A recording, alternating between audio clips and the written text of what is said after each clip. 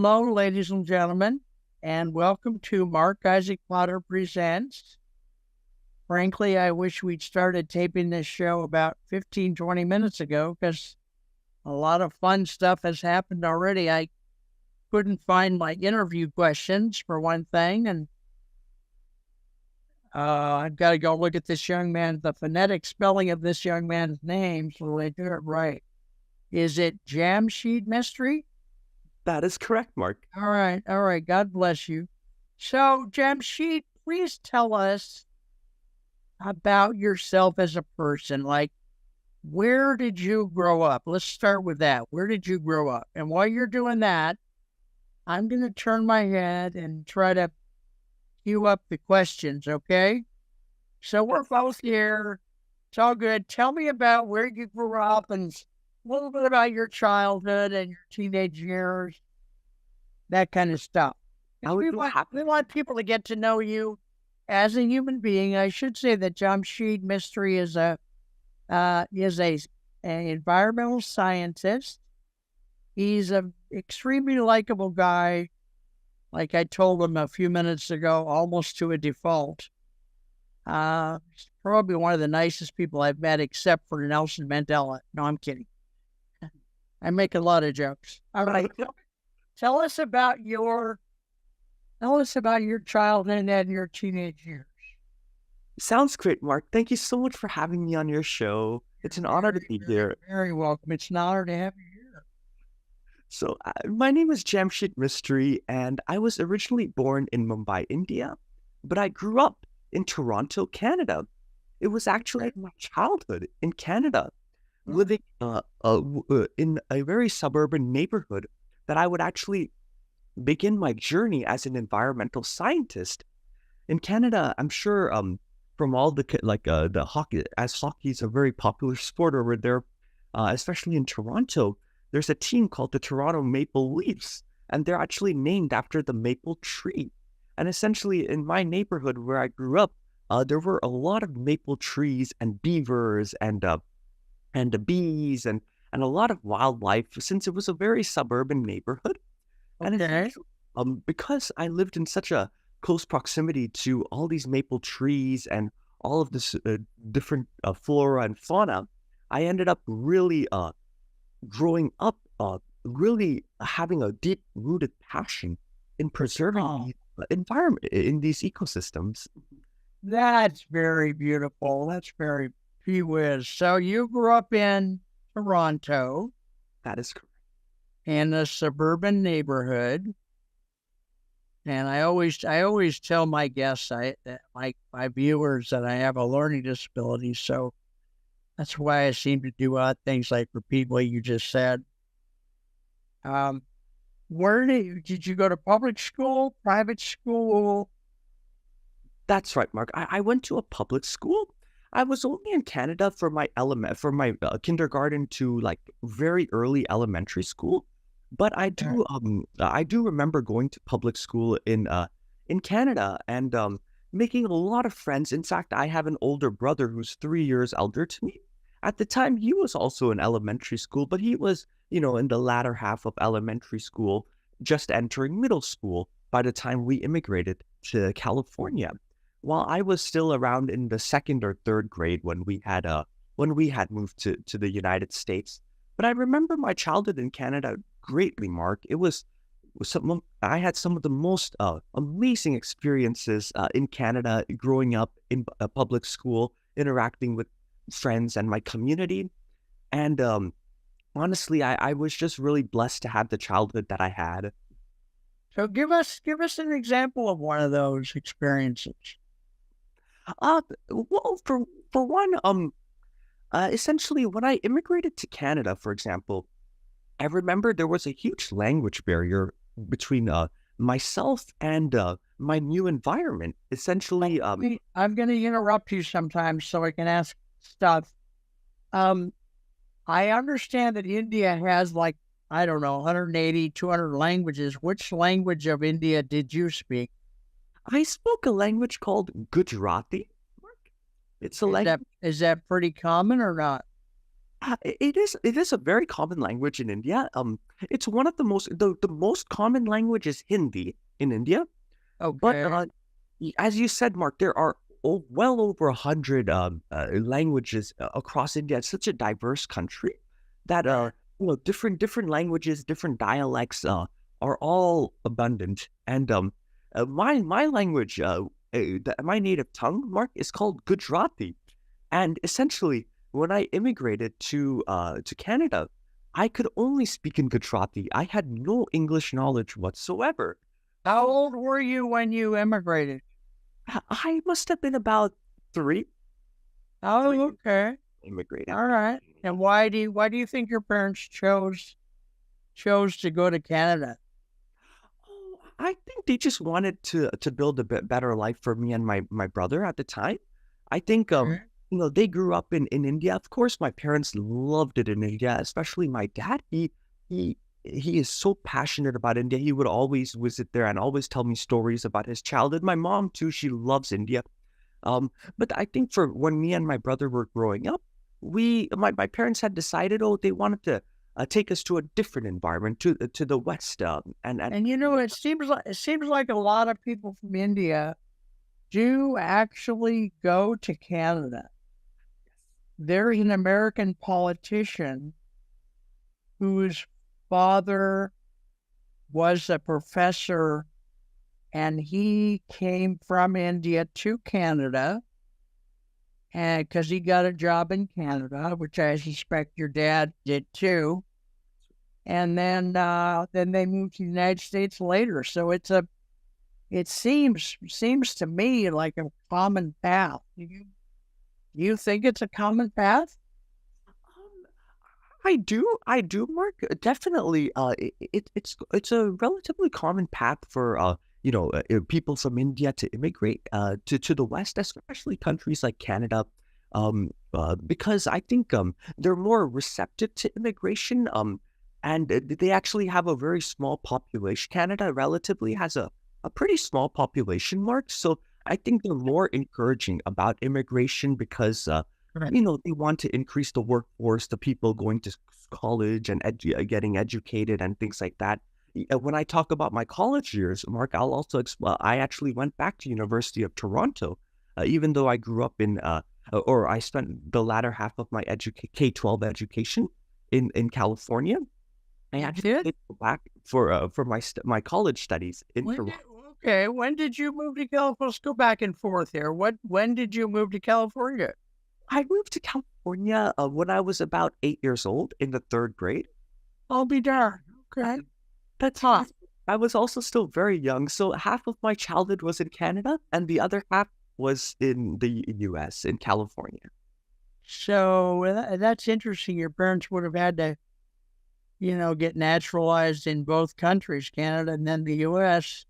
What does your father do? Is he a professor or what does he do for a living? My, my father, Mark, he's an accountant. He basically Okay. he does a lot of audits, and he basically manages finance. Like he majored in business, and Okay. actually, yes, he's an Tell us about the moment in your life. I think you would have probably still been in grade school in Toronto, perhaps. The moment in your life when you knew that you wanted to be an environmental scientist. the moment that I knew I wanted to be an environmental scientist was actually in the summer of my second year of college. Okay. When in the summer, typically when I was in college, I would always come back from University of Toronto back home to my home in California, and Okay. in that summer in particular, I took a summer course in my local community college. And when I took this summer course, it was a course in environmental science. It was an introductory environmental science course. And prior Okay. to taking this course, Mark, I had I had never taken any environmental science courses. I had taken courses that were very similar, like ecology and evolutionary biology, but I had never taken an environmental science course. And I just Okay. decided that, you know what, this is. Originally, I hate to say it, but the reason why I enrolled in that class was to, get credit for my biology major. I love it. See, this is the kind of stuff I like about life. That's But right, up Mark. and when people rewrite their history, they don't always tell the stories like in this way that, I did it because of this and this and this. Very fun. Very fun. Thank you, Mark. Thank you. Thank Very you fun. for saying that. Originally wasn't even gonna take this class, but it was a requirement for my biology major, and I just Okay. decided, okay, let me take this environmental science course at my local community college in the summer because I have nothing better to do. And yeah, I don't know. I love it. I love it. I Great. So it was like an overview class probably at that time, right? That's right, Mark. That's right. A very introductory level course. And Mark, the very first project I did in that class was actually a project where our class got into different groups, and essentially we um we basically were tasked with the project about selecting what natural ecosystem California as a state should adopt as its state ecosystem because How bizarre. California, yeah, California, Mark, is a very diverse state, very big state, and there are different ecosystems. Like there's a desert, like in LA, Right, right. and there's the redwood forests in the Bay in Santa Cruz, and then there's so many mountains and just so many different types of landscapes. It's so hard to pick one single ecosystem for the state of California. And in my class, Right. my group decided to select the redwood ecosystem, the forest ecosystem, as the ecosystem that California should adopt as the statewide ecosystem. And we Okay. were able to convince I had actually wanted to do the desert, Mark, because I thought California was, mostly a desert. But in the end, I was really happy we selected the redwood forest itself because it's only in California and Oregon that redwood trees actually grow. There's no other place, especially along the coast, the Pacific coast. There used to be a time, Mark, prehistoric, back in the age of the dinosaurs, when redwood trees and forests would be all over the world. But now they're just super specific in California's ecosystem in the Bay, as well as Okay. uh, Oregon. And So they're not in other parts of the world anywhere? that's right, Mark. Nowhere. It's They're just almost extinct. That's crazy. That's that's terrible. right. Are there new redwood trees growing or not? There are now that more and more people are becoming more conscious about, like, the scarcity of these beautiful trees. There's been more and more efforts to preserve them. There are forests. I know in California there are redwood forests. In fact, there's also a city in California called Redwood City, and I'm sure that redwood in that city for sure. So Uh, where are these new redwood forests being grown? Where are they being grown? Well, typically, Mark, they grow in very coastal environments. They can't survive inland. If the more inland you get, uh, you Okay, so what would be some, cities or counties where that's happening, and how many redwood forests do you think they're currently creating? One or two or 10 or Mark, I would say, in terms of cities, with cities like San Francisco, like the coastal part of San Francisco, not yeah, yeah, yeah, yeah. the near the Okay. bay, San Francisco, Santa Cruz. Um, Okay. I would say that cities like San Jose, these cities tend to have a very diverse array of climates and basically conditions that cater towards a redwood forest ecosystem. And Okay. essentially, in terms of how many I think are growing, I would say only a handful, at most five redwood forests. Honestly, Okay. Like, All right. So you took your first environmental intro class as a sophomore. Then at that point you decided to become an environmental scientist. So what did you get your bachelor's degree in, first of all?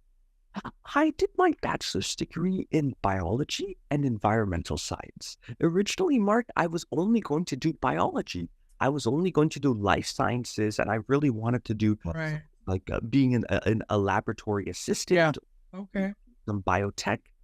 But Mark, I ended up deciding to double major in my after taking my this environmental science course. Oh God, In my a sophomore year. So glutton for punishment, we say here in the States. I know, I Glutton know. for punishment.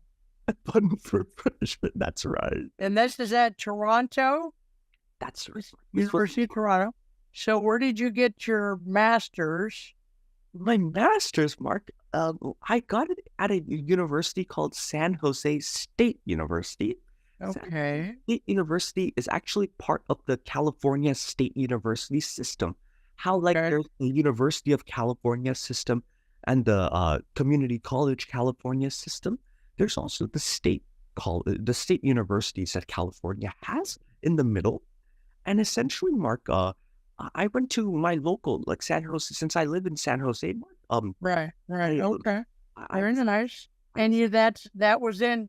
Did you get your master's in a certain aspect of environmental science or what? no, no, Mark. When I did my master's, Mark, I did specialize in climate adaptation, climate mitigation, like how can we reduce heat waves and promote sustainability. But honestly, Mark, when I took my courses, they were widely arrayed. Like I took courses in like environmental theory and Okay. Okay. philosophy. I took All right. courses in geography, Mark. I took courses in a whole bunch of different fields, even urban. So you got your master's. Now we have not, ladies and gentlemen, talked very much, Jamshid and I. I mean, not about the show. We've talked quite a few times, but have you gotten your doctorate as of yet? Not as of yet. No, Have you started your doctorate? not yet, Mark. I do intend to do it next year. Okay, now have you gotten a job offer? Did somebody tell me or not? I did, Mark. I did. Yes. Right now, And want to tell us where you got your job offer? You're working at McDonald's. So I'm kidding. Kidding. I wish I'm not trying to offend you. I really enjoy trying to be funny or what I think of as funny. So I would love to work at McDonald's for no. You wouldn't love to work. Where did you get where did you get your job? So, Mark, thank you. Thanks for leading in that direction. So, Mark, my job is at a company called Recology. It's actually a waste Okay. management company. Mark, I've where heard of them. I didn't expect to have heard of whatever company you work for, but I've heard of Recology. They do some aspect of recycling, right? that is correct. Mark. That is absolutely correct. All right. Mark, I'm not surprised that you've heard of them, Mark, because it is a very popular and famous company. It has different, of course, it's typically situated along the west coast of the U.S., but even on the east, there are Recology. It's all over the country and even Okay. Canada. All right. And Would you mind telling us what your assignment is there? What do you do day to day or not? I would be happy to, Mark. Okay. My job is as a waste zero specialist. That's the title of my job, a waste zero. Okay. Okay. What does that mean to those of us that speak English? So basically, Mark, what I do as a waste zero specialist is I reach out to local businesses and local residents across the city, and I basically just inform them about composting and why people need to start adapting composting, as well as how they can like effectively recycle. Right now in my city, Mark, the recycling is free. Like they don't charge for recycling because they want to Okay. incentivize more people to recycle. Incentivize. Yeah. Okay.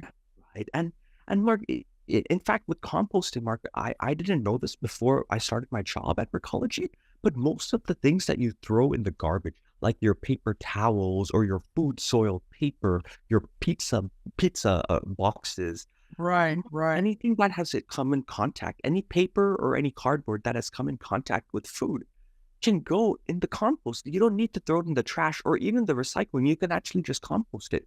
And the things that you compost, Mark, I didn't know. I had no idea. that's right. That's right, I Mark. had no idea. I know it really opened my eyes because in my local neighborhood, for example, there's people have, reservations about composting because there's an odor or it'll attract. Yeah, no, no, it's, we don't, yeah, we don't, I live in Fremont. We don't, I can't even spell composting myself. Exactly, Mark.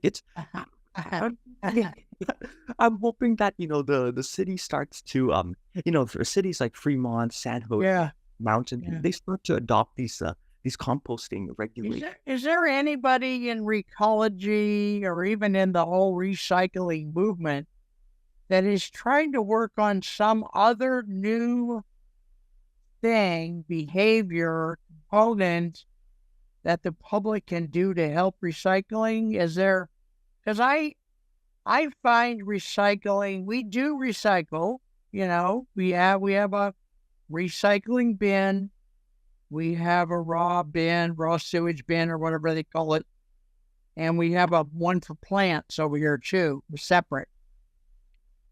But I find it, I mean, we do it, okay? But I find it arduous to do.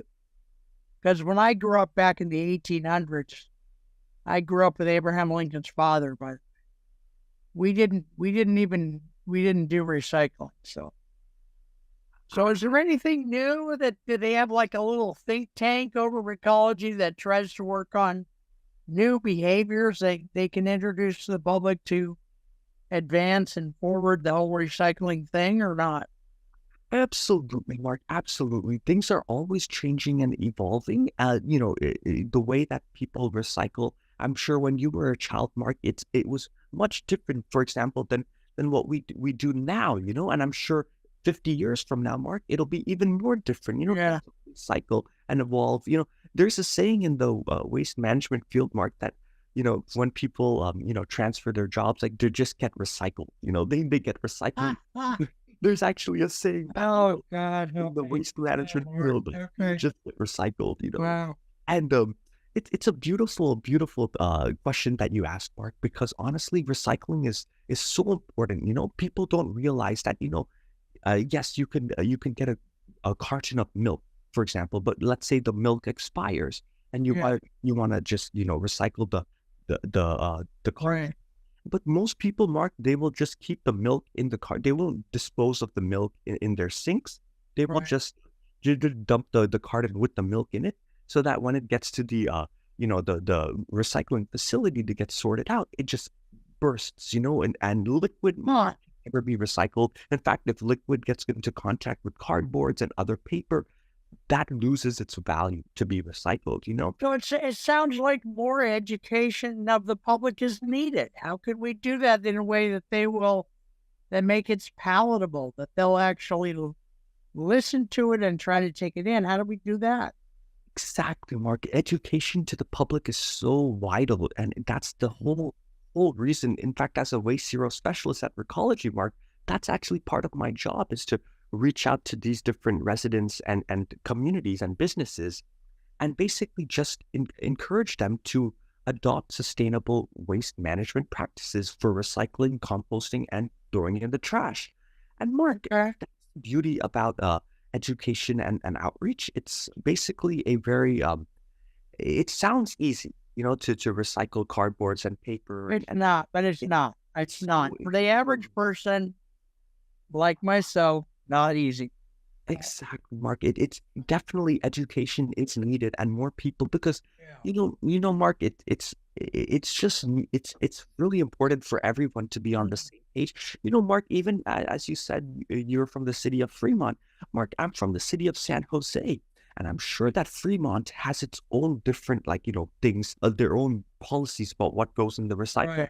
Right. Right. What San Jose has, and it's sad that so many cities in such close proximity, Fremont and San Jose, are very close, and it's so sad that that they have different policies for what goes where, because it makes no sense. Everything has to Do just you be. think it should be state? There should be a statewide, or what? I do, Mark. I really do. I think if it's based on local municipalities and local cities, it's just going to cause more confusion. Like, if you look. Is there any action toward in the legislature to make that I a statewide thing, or not?